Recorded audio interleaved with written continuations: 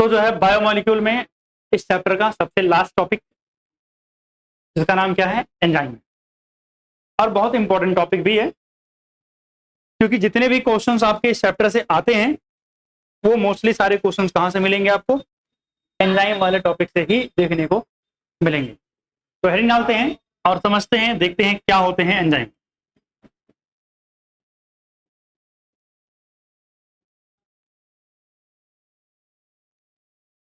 तो सबसे पहली बात, अगर आपसे कोई पूछता है कि ये बताओ कि एंजाइम क्या है, तो एंजाइम सिंपली ऐसे सब्सटेंस होते हैं जो रेट ऑफ रिएक्शन को क्या कर देते हैं, बढ़ा देते हैं। यानी पहले कोई चीज धीरे धीरे हो रही थी, उस चीज को थोड़ा जल्दी करवा देंगे, फास्ट कर देंगे, ठीक है ना। तो मतलब एंजाइम क्या है, chemical substance, chemical substance which increases the rate of reaction, which increases the rate of reaction, जो क्या कर देता है, रेट ऑफ रिएक्शन को बढ़ा देता है, जो रेट ऑफ रिएक्शन क्या कर देता है, बढ़ा देता है। अगर बात करूं तो जनरली जितने भी एंजाइम होते हैं इनको हम बायोकैटलिस्ट के नाम से जानते हैं। किनके नाम से, बायोकैटलिस्ट। आप जब केमिस्ट्री वगैरह पढ़ते हो तो वहां आपको एक शब्द देखने को मिलता है, कैटलिस्ट। जो काम कैटलिस्ट करते हैं वही सेम काम एंजाइम भी करते हैं, बट जब वो लिविंग ऑर्गेनिज्म की बॉडी में कर रहे हैं तो उसी कैटलिस्ट को एंजाइम बोल देते हैं। दोनों सेम है, बस समझ लो कि लिविंग ऑर्गेनिज्म के लिए उसी का नाम हम क्या रख रहे हैं, एंजाइम, और अगर हम लेबोरेटरी वगैरह के अंदर बात करें तो क्या है, कैटलिस्ट है। फर्क होता है एक चीज का कि जो कैटलिस्ट होते हैं, इनऑर्गेनिक कैटलिस्ट जो लेबोरेटरी वगैरह में इस्तेमाल किए जाते हैं, केमिस्ट्री में इस्तेमाल किए जाते हैं, वो हाई टेम्परेचर पे भी काम कर लेते हैं, लेकिन एंजाइम हाई टेम्परेचर पे काम नहीं कर पाते हैं। ये भी डिफरेंस होता है। और अगर मैं बात करूं बच्चे, तो जितने भी एंजाइम होते हैं all are proteinaceous, all are proteinaceous, मतलब सब के सब किसके बने हैं, प्रोटीन के, सिर्फ एक को छोड़ करके, एक्सेप्ट राइबोजाइम। किसको छोड़ करके, राइबोजाइम एक एंजाइम है, ठीक, जो ये किसके बना होता है, जो किसका बना होता है, आरएनए का बना होता है। किसका बना होता है, ये आरएनए का बना होता है। सब के सब क्या होते हैं, प्रोटीनेशियस होते हैं। अगर अब बात करें बच्चे एंजाइम, तो एंजाइम जो होते हैं present in tertiary structure of protein. कौन सी स्ट्रक्चर में होते हैं, tertiary structure of protein, tertiary structure of protein. अगर हम बात करें तो एक बात जो आपको याद रखनी है क्या है, कि हमारी बॉडी का सबसे फास्टेस्ट एंजाइम, जो भाई साहब बहुत ही तेज काम करता है, तो बहुत ही तेज काम करने वाला इस एंजाइम का नाम है कार्बोनिक एनहाइड्रेज। क्या नाम है, कार्बोनिक एनहाइड्रेज। अगर आपसे पूछे भैया कार्बोनिक एनहाइड्रेज कहाँ मिलता है, तो आपको ध्यान रखना है कि present in RBC and blood plasma. कहाँ मिलेगा, आरबीसी में मिलेगा और ब्लड प्लाज्मा के अंदर मिलेगा। अगर मैं इसको बोल रहा हूँ फास्टेस्ट एंजाइम, तो ये कुछ तो ऐसा करता होगा, तो क्या करता है, 36 मिलियन मॉलिक्यूल्स पर मिनट बना देता है। कितने मॉलिक्यूल एक मिनट में, 36 मिलियन मॉलिक्यूल्स एक मिनट में बना देता है। आप स्पीड समझ रहे हो किस लेवल की स्पीड इसकी है, ठीक। और ये हमारी बॉडी के अंदर काम करता है, और हमारी बॉडी में करता क्या है, हमारी बॉडी के अंदर H2O के साथ कार्बन डाइऑक्साइड को रिएक्ट करवा के H2CO3 यानी कार्बोनिक एसिड बनाता है। क्या बनाता है, H2CO3, और ये काम कौन कर रहा है? Ca। Ca stand for carbonic anhydrase. ये काम कौन कर रहा है? Carbonic anhydrase. और H2CO3 को हम क्या बोलते हैं? Carbonic acid. क्या बोलते हैं? Carbonic acid. क्लियर बात? नोट डाउन करें, आगे चलते हैं, ठीक है ना।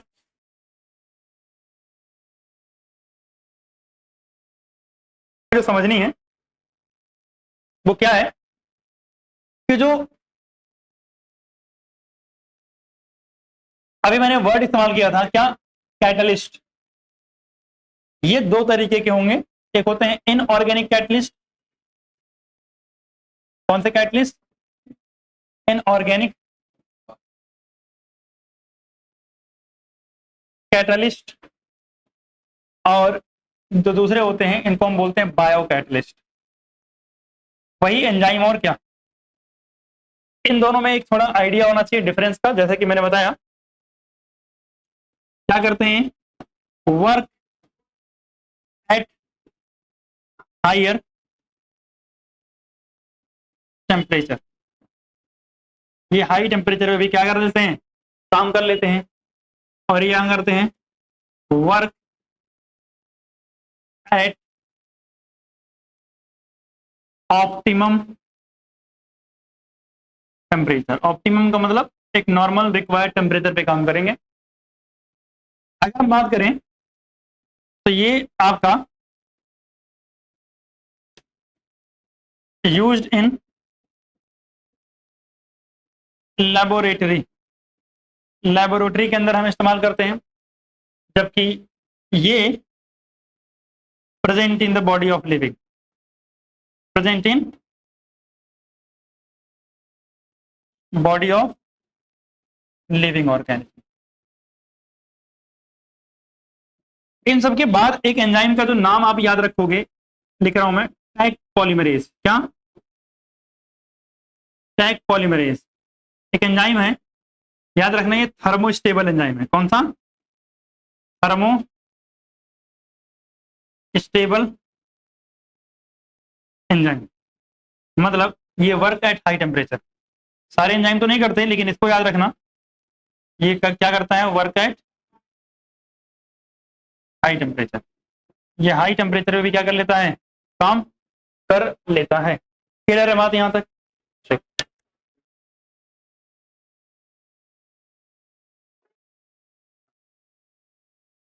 तो अब बात क्या कर रहे हैं हम? स्ट्रक्चर ऑफ एंजाइम की।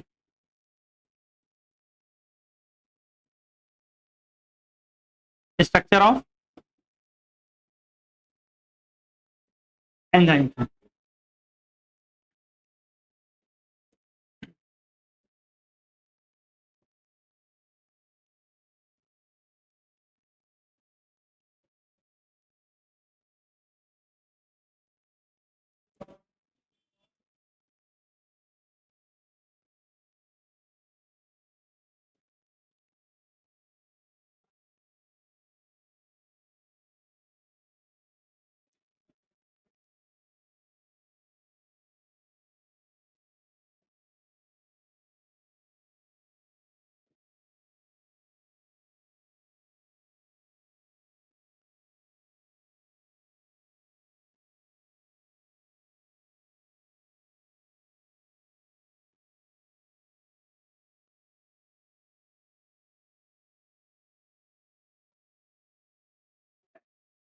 इस जगह को बोलते हैं एलोस्टेरिक साइट। क्या बोलते हैं इसको हम? एलोस्टेरिक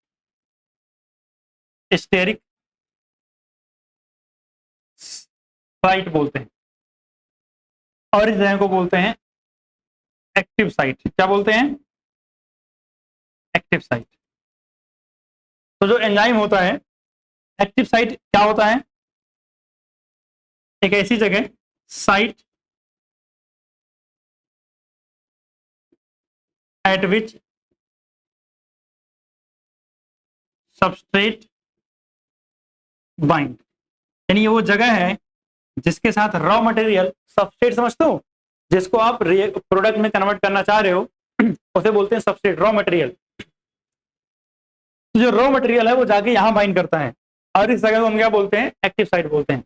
और एक्टिव साइट कैसे बनती है, मैंने बताया था प्रोटीन की स्ट्रक्चर बनाते समय formed by folding of tertiary structure.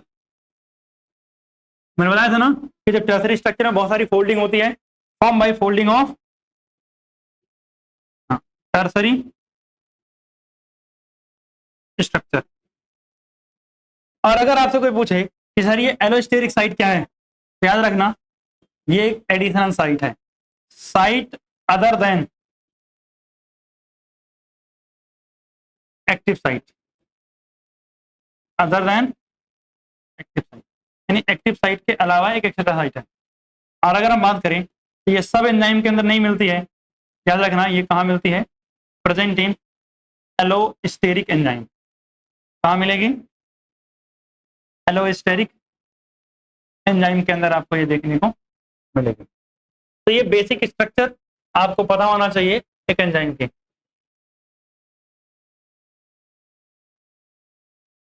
ठीक, तो ये हो गई क्या, structure of enzyme. Structure of enzyme बन गया हो तो आगे चलो, हो गया ना सबका। अगर हम बात करें तो आता है भैया हाउ एन एंजाइम वर्क या एक्ट।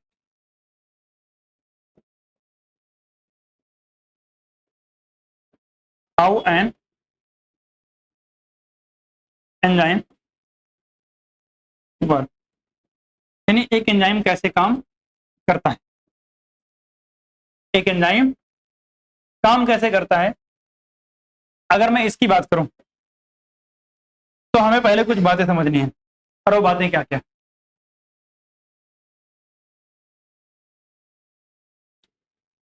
अगर मैं इधर लिखूं पोटेंशियल एनर्जी, क्या लिखूं,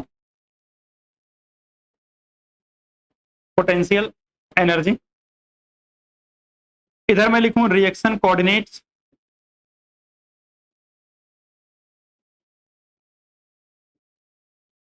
सुनना बात ध्यान से। जब कोई रिएक्शन स्टार्ट होती है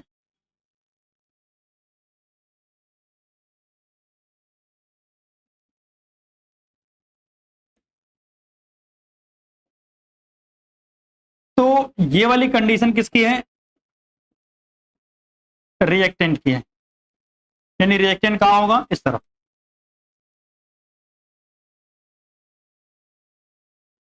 यहाँ क्या होगा भाई साहब, रिएक्टेंट।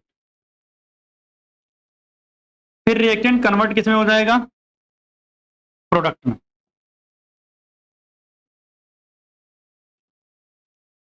ठीक है, रिएक्टेंट कन्वर्ट किस में हो जाएगा, product। अब मेरी बात सुनो, ये वाला जो पॉइंट दिख रहा है आपको,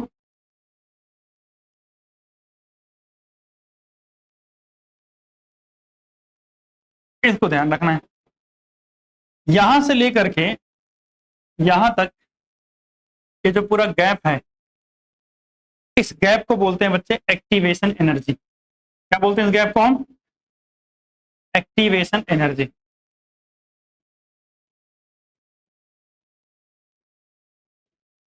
एक्टिवेशन एनर्जी। और ये ऊपर का जो पीक पॉइंट होता है बच्चे, इसे बोलते हैं ट्रांजिशन स्टेट। क्या बोलते हैं, ट्रांजिशन। क्या मतलब निकलता है इन सबका, देखो।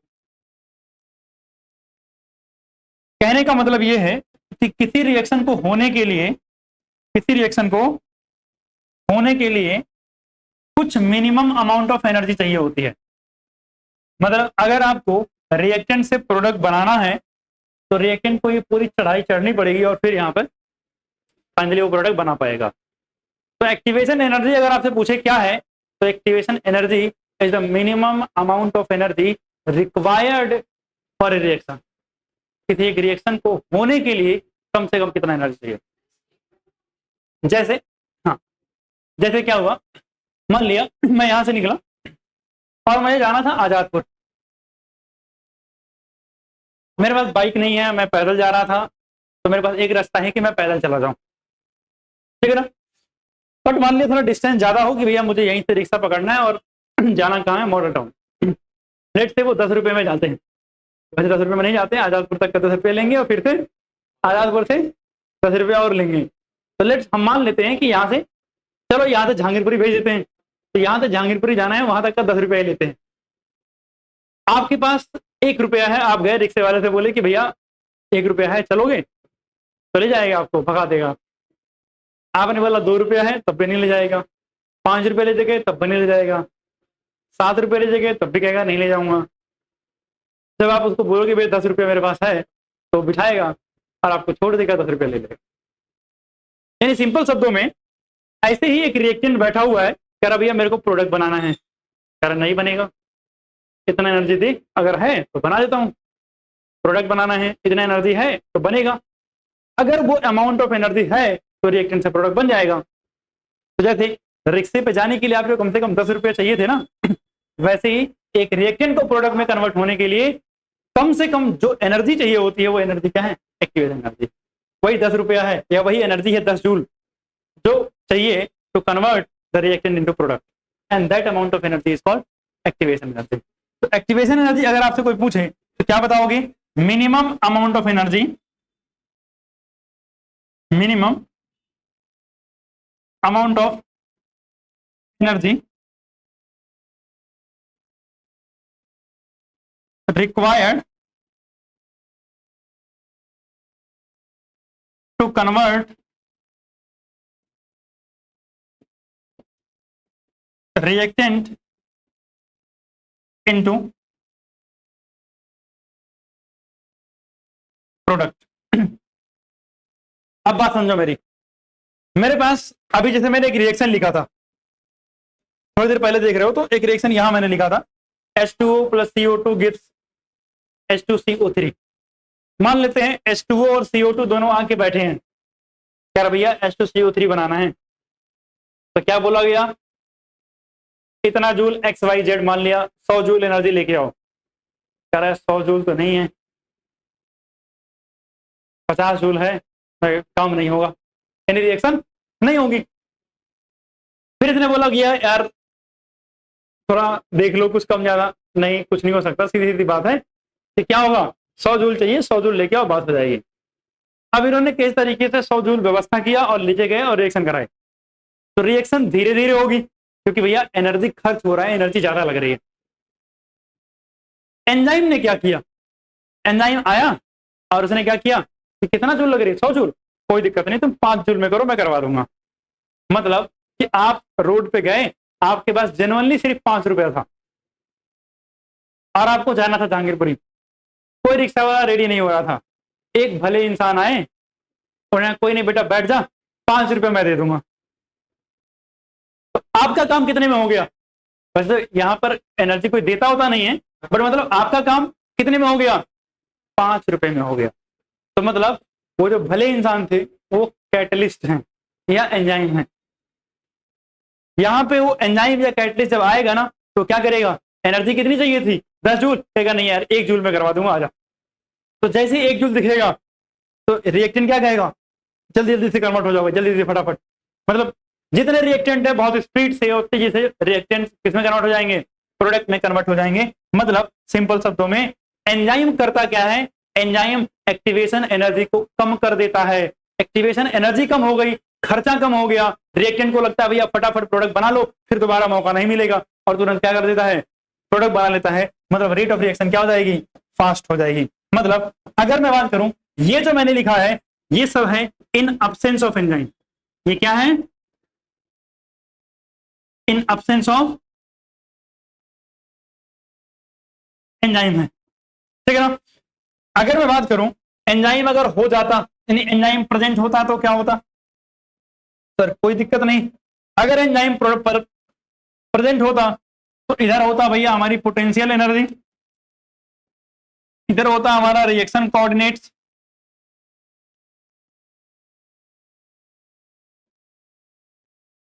और भाई साहब ये हमें चाहिए थी इतनी एनर्जी किसके बिना, किसके रिस्ट्रिक्शन, बिना उसके एंजाइम के।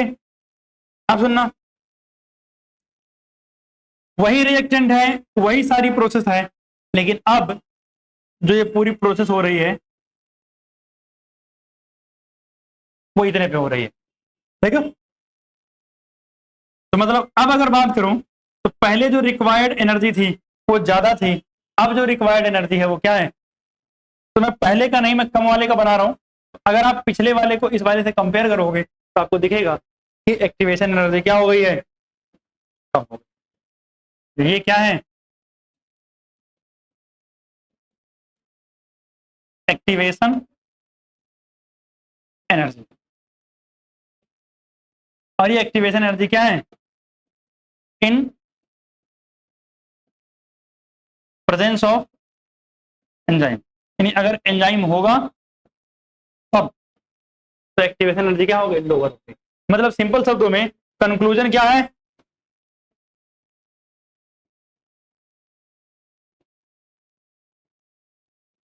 कंक्लूजन क्या है भाई? कि एंजाइम क्या करता है?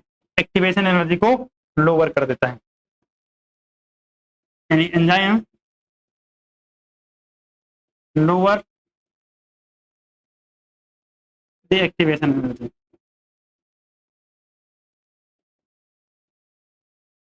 यानी जो खर्चा होने वाला था रिएक्टेंट को प्रोडक्ट में कन्वर्ट करने का, वो क्या हो जाएगा? कम हो जाएगा। इसलिए रिएक्शन क्या हो जाएगी? फास्ट हो जाएगी। बनाओ इसको।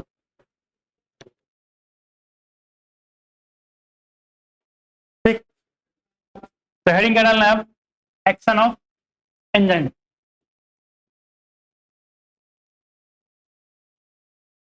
Action of enzyme. एंजाइम क्या करेगा? एक्टिवेशन एनर्जी को लोअर कर देगा, ये तो पता चला। लेकिन एंजाइम काम कैसे कर रहा है इसकी बात करते हैं। तो सबसे पहले होगा क्या? मेरे पास क्या होगा? सबस्ट्रेट होगा और एंजाइम होगा। एस फॉर सबस्ट्रेट और ई फॉर एंजाइम। एंजाइम क्या करेगा? आएगा और जुड़ जाएगा और क्या बनेगा? Enzyme substrate complex. क्या बनेगा? यानी सबस्ट्रेट जाके किससे जुड़ गया है? एंजाइम से। कहां जुड़ता है एंजाइम के साथ सबस्ट्रेट? एक्टिव साइट पर, जो पीछे पढ़ के आ रहे हैं। तो अगर हम बात करें, एंजाइम सबस्ट्रेट कॉम्प्लेक्स बनेगा, फिर क्या बनेगा? Enzyme product complex. यानी सबस्ट्रेट ने क्या किया? तो एंजाइम ने क्या किया? सबस्ट्रेट को किसमें कन्वर्ट कर दिया? प्रोडक्ट में कन्वर्ट कर दिया। और फिर क्या करेगा? एंजाइम अलग हो जाएगा और प्रोडक्ट को अलग कर देगा। इस तरीके से मुझे एक सबस्ट्रेट से क्या मिलेगा? प्रोडक्ट फाइनली मिल जाएगा। सुनना बात को, क्या कह रही है थ्योरी? ये स्टेप्स हैं। ये क्या है? स्टेप। पहला स्टेप कह रहा, first the substrate bind to the active site of the enzyme. Substrate enzyme की एक्टिव साइट पर बाइंड करेगा, fitting into the active site, और एक्टिव साइट में पूरी तरीके से फिट हो जाएगा। अगला क्या करेगा? कह रहा था binding of the substrate induces the enzyme to alter its shape and fitting more tightly around the substrate। मतलब सबस्ट्रेट जैसे एक्टिव साइट पे बाइंड हुआ, एंजाइम अपनी शेप थोड़ी बहुत चेंज करके इसको बहुत टाइटली से क्या कर लेगा? अपने साथ अटैच करवा लेगा, बाइंड करवा लेगा। ठीक। क्या रहा है? The active site of the enzyme now in close proximity of the substrate. यानी एक्टिव साइट जो है एंजाइम के, वो सबस्ट्रेट के बहुत पास में है, बहुत क्लोज कांटेक्ट में, जो कि भैया अटैच्ड है एक दूसरे से। तो क्या रहा है? तो भैया एंजाइम क्या करेगा? उस सबस्ट्रेट के केमिकल बॉन्ड को क्या करेगा? तोड़ेगा। सबस्ट्रेट के केमिकल बॉन्ड को तोड़ के नए बॉन्ड बनाएगा, and new enzyme product complex is form. और नए बॉन्ड बनाने के बाद क्या बन जाएगा? नया एंजाइम प्रोडक्ट कॉम्प्लेक्स बन जाएगा। कह रहा था enzyme releases the product of the reaction and the free enzyme is ready to bind the another molecule of the substrate. भैया एंजाइम क्या होगा? अपने आप को फ्री करेगा और फिर से रेडी हो जाएगा किसके लिए? अगले प्रोडक्ट के लिए, अगला जो है रिएक्टेंट को प्रोडक्ट में कन्वर्ट करने के लिए। Run through the catalytic cycle once again, और यही साइकिल फिर से क्या करेगा? रिपीट करेगा। चल बात, इस तरीके से एक एंजाइम काम करता है। तो इसको नोट डाउन करोगे, उस तरह के चलते। अब बात करते हैं फैक्टर अफेक्टिंग एंजाइम एक्टिविटी, यानी एंजाइम की एक्टिविटी को अफेक्ट करने वाले कौन कौन से फैक्टर। ठीक है, पहले डालते हैं फैक्टर अफेक्टिंग एंजाइम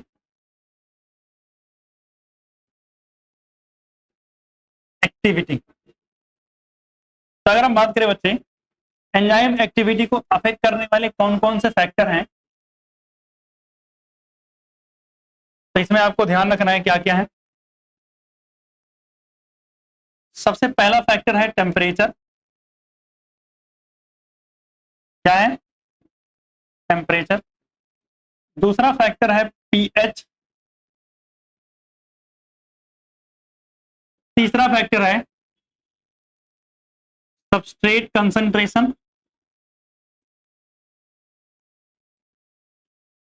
और चौथा फैक्टर है इनहिबिटर। क्या है? इनहिबिटर। तो ये चार फैक्टर पढ़ने हैं, चार में से मोस्ट प्रोबेबली हम तीन आज खत्म कर देंगे, छोटा छोटा सा है। तो चौथा है वो और क्लासिफिकेशन ऑफ एंजाइम, वो लास्ट क्लास मतलब अगली क्लास में करके खत्म करेंगे उसको, ठीक है ना। तो पहले स्टार्ट करते हैं टेम्परेचर पे। पहला फैक्टर क्या है?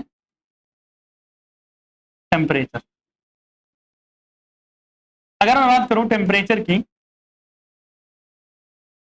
तो एक ग्राफ आपको याद रखना है। याद रखना है, इधर है टेम्परेचर, इधर है एंजाइम एक्टिविटी। क्या है? Enzyme activity. इधर क्या है? Enzyme activity. अब मेरी बात सुनो ध्यान से। अगर बात करूं मैं, तो टेम्परेचर और एंजाइम एक्टिविटी का अगर आप ग्राफ बनाओगे तो ग्राफ कैसा बनता है? कुछ ऐसे। तो अगर आप देखोगे इस वाले पॉइंट पर सर एंजाइम की एक्टिविटी क्या है? मैक्सिमम है। क्या है? मैक्सिमम एक्टिविटी है। और इस वाले पॉइंट पर ये जो टेम्परेचर है यहां, ये वाला टेम्परेचर है ना, सही बात है ना, यानी ये वो टेम्परेचर जहां मैक्सिमम है। इस टेम्परेचर को हम बोलते हैं बच्चे ऑप्टिमम टेम्परेचर। क्या बोलते हैं? Optimum temperature. तो मैं ये बोल सकता हूं कि भैया एंजाइम जनरली वर्क करना पसंद कहां करते हैं? At optimum temperature. अलग अलग ऑर्गेनिज्म के लिए टेम्परेचर अलग होता है, जनरली 35-36 डिग्री से लेकर 40 डिग्री के बीच में ही रहता है। हमारे ह्यूमन की बात करें 37-38 डिग्री के आसपास ऑप्टिमम टेम्परेचर हमारा रहता है। अब मेरी बात सुनना, अगर आप टेम्परेचर बढ़ाते हो, अगर आप टेम्परेचर बढ़ाते हो, तो जो रेट होता है यानी किसी एंजाइम में काम करने का, वो क्या हो जाता है? इनिशियली तो इंक्रीज करेगा। इनिशियली क्या करेगा? इंक्रीज। इंक्रीज इनिशियली, लेकिन आपको पता है मैक्सिमम कहां हो जाएगा? ऑप्टिमम टेम्परेचर पे। लेकिन सुनना, अगर आपने 10 डिग्री सेल्सियस टेम्परेचर बढ़ाया है, तो जो रेट होगा ना बच्चे, वो क्या हो जाता है? डबल हो जाता है। रेट क्या हो जाएगा? डबल हो जाएगा। और आपने अभी थोड़ी देर पहले पढ़ा था कि सर एंजाइम हाई टेम्परेचर पे वर्क नहीं करते। तो भैया पहली बात तो सर अगर टेम्परेचर हाई हो गया तो क्या होगा? तो याद रखना है, एट हाई टेम्परेचर पे क्या होगा? Denaturation of enzyme. क्या हो जाता है? Denaturation of enzyme. अब सर ये डीनेचुरेशन क्या होता है? डीनेचुरेशन का मतलब होता है कि जो एंजाइम है वो किसका बना है? प्रोटीन का। यानी पूरी की पूरी प्रोटीन की स्ट्रक्चर क्या हो जाएगी? डैमेज हो जाएगी, खराब हो जाएगी, एंजाइम नॉन फंक्शनल हो जाएगा डैमेज होके। ठीक। लेकिन अगर टेम्परेचर क्या हुआ? लो हुआ। At low temperature, low temperature पे जैसे हमको ठंड लगती है ना, वैसे बस ये एंजाइम क्या हो जाएगा? इनएक्टिव हो जाता है लोअर टेम्परेचर पे। इनएक्टिव क्या हो जाएगा? इनएक्टिव हो जाएगा, आलसी बन जाता है, कहता भैया बस ठीक है ना, ठंड का मौसम है, छोड़ दो मुझे। ठीक। तो ये हो गया हमारा क्या? टेम्परेचर वाला फैक्टर। और अगर हम टेम्परेचर वाले फैक्टर के बाद बात करें, तो हमारे पास जो अगला फैक्टर आता है वो क्या आता है? पीएच।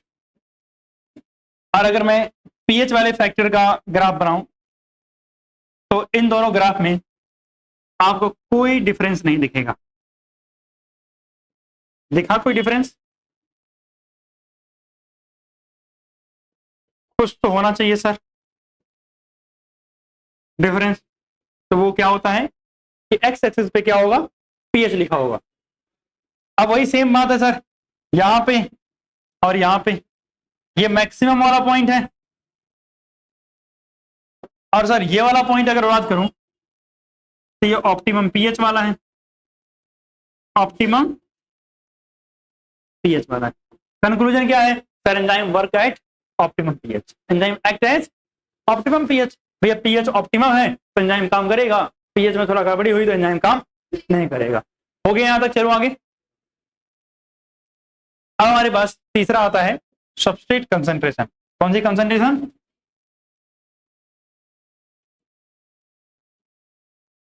सबस्ट्रेट कंसंट्रेशन, या सिर्फ सबस्ट्रेट भी लिख सकते हो, कोई दिक्कत नहीं। आप बताओ एंजाइम क्या करता है? एंजाइम रॉ मटेरियल को प्रोडक्ट में कन्वर्ट करता है, मतलब सबस्ट्रेट को किसमें कन्वर्ट करता है? प्रोडक्ट में। लेट्स से मान लेते हैं मेरे पास 100 एंजाइम थे। कितने एंजाइम? और मेरे पास रॉ मटेरियल कितने हैं? 5, यानी 5 रॉ मटेरियल को मुझे प्रोडक्ट में कन्वर्ट करना है। 100 एंजाइम है, आराम से हो जाएगा। मैंने अपना रॉ मटेरियल बढ़ाया, 5 से 10 कर दिया, स्पीड बढ़ जाएगी क्योंकि अब 10 एंजाइम मिलकर काम कर रहे होंगे तो जल्दी काम होगा। मैंने सबस्ट्रेट 50 कर दिया, स्पीड और बढ़ जाएगी। सही बात है ना? क्योंकि मेरे पास अवेलेबल एंजाइम कितने हैं? 100। पहले 5 काम कर रहे थे, फिर 10 काम कर रहे थे, अब 50 काम करने लगे हैं। मैंने सबस्ट्रेट की कंसंट्रेशन नहीं कर दी, 100 कर दी, स्पीड और बढ़ेगी। फिर मैंने सबस्ट्रेट की कंसंट्रेशन 120 कर दी, स्पीड में कोई चेंज आएगा? नहीं आएगा, क्योंकि एंजाइम कितने हैं? 100। आप सबस्ट्रेट जितना मर्जी उतना ले आओ, 100 एंजाइम पूरे के पूरे क्या है? इंगेज्ड हैं, काम ऑलरेडी कर रहे हैं, तो अब रेट में कोई चेंज नहीं। तो मतलब क्या हो रहा है कि सर हमें इससे पता चला कि सर पहले तो सबस्ट्रेट की कंसंट्रेशन बढ़ाने पर एंजाइम बढ़ता है, मतलब एक्टिविटी क्या होंगी? बढ़ेगी। पहले यानी इनिशियली अगर हम सबस्ट्रेट कंसंट्रेशन बढ़ाएंगे तो एंजाइम की एक्टिविटी क्या होगी? बढ़ेगी। ठीक है सर, बढ़ रही है, बढ़ रही है, बढ़ रही है, बढ़ रही है, बढ़ रही है। पर एक समय आएगा, एक समय आएगा जब कोई फर्क नहीं पड़ेगा आपके कंसंट्रेशन बढ़ाने से। मतलब ये वाली स्पीड जो होगी, उस समय वाली जो स्पीड होगी सर, वो क्या होगी? वो क्या होगी भाई साहब? वो सर उसकी मैक्सिमम स्पीड होगी। कौन सी स्पीड होगी उसकी? Maximum speed. तो इसको मैं बोल सकता हूं वी मैक्स। वी मैक्स मतलब वेलोसिटी इसकी मैक्सिमम।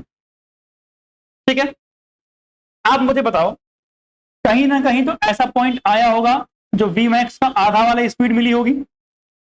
अरे वी मैक्स की हाफ का मतलब क्या? जैसे मान लिया मैक्सिमम स्पीड है कि भैया पर सेकंड 10 रिएक्टेंट को प्रोडक्ट में कन्वर्ट कर देते हैं, तो भैया पर सेकंड 5 रिएक्टेंट को प्रोडक्ट में कन्वर्ट कर रहे हो, ये वाला भी केस तो कहीं होगा। तो जब या जिस पॉइंट पर आपको वी मैक्स का आधा मिलता है स्पीड, उस पॉइंट पर अगर आप कंसंट्रेशन निकालोगे किसकी? सबस्ट्रेट की, तो इसको हम बोलते हैं बच्चे के एम कॉन्स्टेंट। क्या बोलते हैं इसको हम? के एम कॉन्स्टेंट। इसका नाम है Michaelis and Menten constant. Michaelis Menten constant. और सुनना मेरी बात ध्यान से, अगर हम कंसंट्रेशन ऑफ सबस्ट्रेट बढ़ा रहे हैं तो एक्टिविटी क्या हो रही है? बढ़ रही है। लेकिन कब तक? Up to enzyme saturation. Enzyme saturation का मतलब क्या होता है? भाई जितने एंजाइम है सबके सब यूज हो गए, अप टू एंजाइम सैचुरेशन। यानी जब तक एंजाइम फ्री हैं तब तक स्पीड बढ़ती रहेगी, लेकिन जब सारे एंजाइम यूज हो जाएंगे, सब काम पे लग गए हैं, तो अब स्पीड में कोई चेंज नहीं आएगा। और यहाँ एक और इंपॉर्टेंट बात यह है कि सर जो Km वैल्यू होती है वो इनवर्सली प्रोपोर्शनल होती है एंजाइम एक्टिविटी के। किसके? एंजाइम एक्टिविटी के।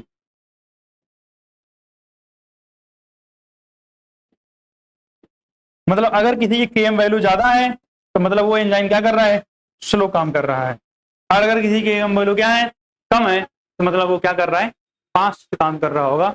ठीक, तो जैसा कि मैंने बताया यहां तक मैं छोड़ रहा हूं, अब मेरे पास क्या है, इनहिबिटर वाला टॉपिक है और उसके बाद एंजाइम का क्लासिफिकेशन है और टाइप्स ऑफ एंजाइम है। ये टॉपिक हम अगली क्लास में खत्म करके इस चैप्टर को फिनिश करेंगे, ठीक है ना। तो आज के लिए बस धन्यवाद, यहीं तक।